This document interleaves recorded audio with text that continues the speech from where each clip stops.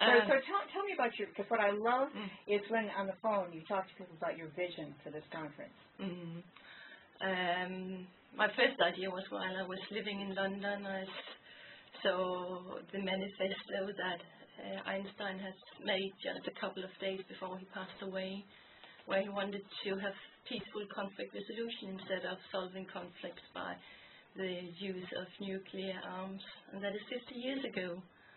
And I thought, gee, what has been happening the last 50 years? And I realized that a lot of things have been happening in the world, because today thousands of mediators have been trained, they have competencies to know about how to have peaceful conflict resolution. And what I thought was a shame was that they're not that much used in the conflicts that we see around the world. And when a professor, a member of the climate change panel, Danish professor Jørgen Eivind Olsen, said that we're going to be confronted with a sincere conflicts, a lot of conflicts due to climate change, I thought now we're in a situation where we desperately need these mediators to use their skills and competencies to create peaceful conflict resolution. And from that idea, I jumped to now we have a situation where we have a lot of conflicts, we have a lot of mediators, but we are lacking something in between these two pieces in the puzzles. So my idea was that why not have a seminar, why not have a conference in connection with the COP15 meeting in Denmark, showing the world that we are here to help the world finding peaceful conflict resolution, and the third piece in the puzzle is creating the infrastructure. And at some time I realized that the founder of the Red Cross movement, Henri Dunant, he made a very easily made infrastructure where he secured that there would be a Geneva Convention saying that the people helping other people with medical aid during wartime, they will have neutrality. So why not have neutrality for mediators?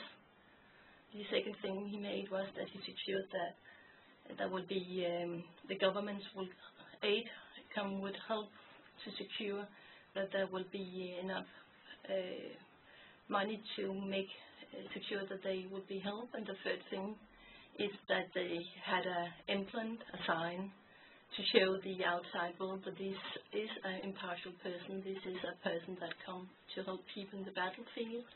And why not use the same idea with mediators, to use the same sign? Today, the Red Cross and the Red Crescent has made a sign. It's a crystal. It's got this shape, and it's a red crystal, of course, because the Red Cross is red and the Red Crescent. But why not have the same shape for mediators, having this shape, the green shape, showing that this is a mediator, that the world's nation has accepted will be impartial, that can be sent in the battlefield or in conflict situation to avoid conflict also due to climate change. So my hope and my dream with this conference is that we will have a situation where we have a convention,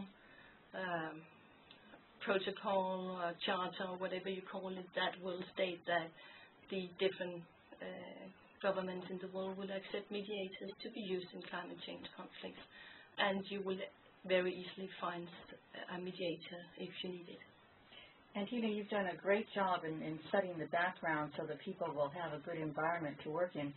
Say a little bit about where the conference will be held and who's coming. It is such a beautiful place because Copenhagen is totally booked, but by coincidence we got a chance to be situated in the most beautiful venue in Copenhagen.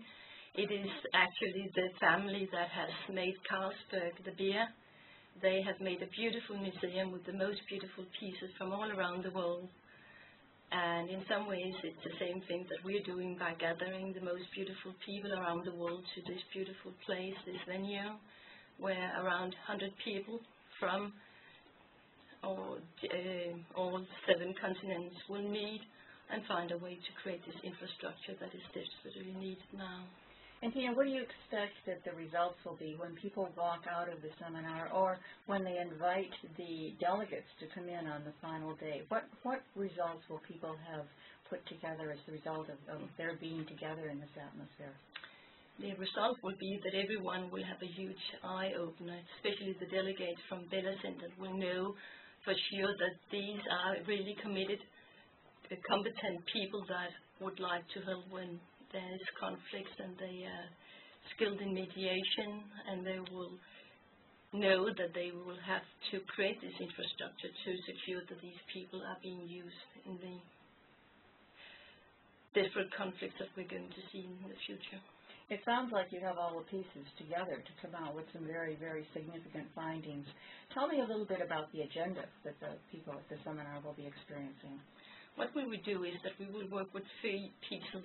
The first piece is to show which kind of conflicts will arise due to climate change. And we've been so fortunate to have one of the members of the climate change panel, Professor Jørgen Eivind Olsen, that will come and inform us about what kind of conflicts we will see due to climate change. Secondly, we'll be so fortunate to have Anna Spain that will come and talk about what kind of infrastructure that we could create to secure that these conflicts will be solved.